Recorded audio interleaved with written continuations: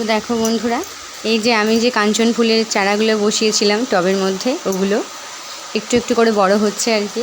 তারপর এই জবা গাছে অনেকগুলো জবা ফুল ফুটেছে, লাল জবা, খুব সুন্দর লাগছে। তবে ওয়েদারটা খুব মেঘলা, মনে হচ্ছে কিছুক্ষণের মধ্যে বৃষ্টি নামবে আর কি। তো আজকে আবার মেয়ের গানের ক্লাস আছে, তো চলো তোমাদের দেখাই যে আমি কখন বেরালাম। খুব সুন্দর ওয়েদার। তো এই যে আমার ছেলে আর মেয়ে ঘুমিয়ে আছে এখন কটা বাজে, প্রায় এই যে 1:35 বাজে, বিকাল 5:30 নাগাদ গানের ক্লাস, তখনই যাব আর কি।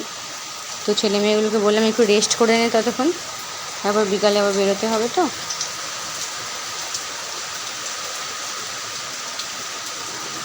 এই দেখো আমার মেয়ে রেডি হয়ে গেছে।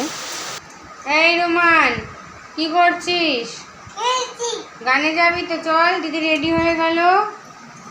এই দেখো বন্ধুরা, আমার মেয়ে গানের ক্লাসে যাবে, ও রেডি হয়ে গেছে। ভাইটা বদমাইশি করছে, ওখানে জুতো পরে।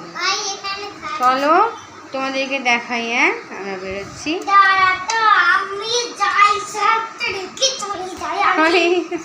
আচ্ছা।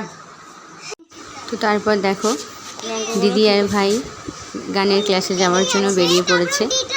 গেটের সামনেই দুজনে একটু ঝগড়াঝগড়ি করছে। একসাথে থাকলেই খালি মারামারি করে, বুঝলে। রোমান যাচ্ছে, দেখো মনে হচ্ছে রোমান রুমির দাদা, ভাই না।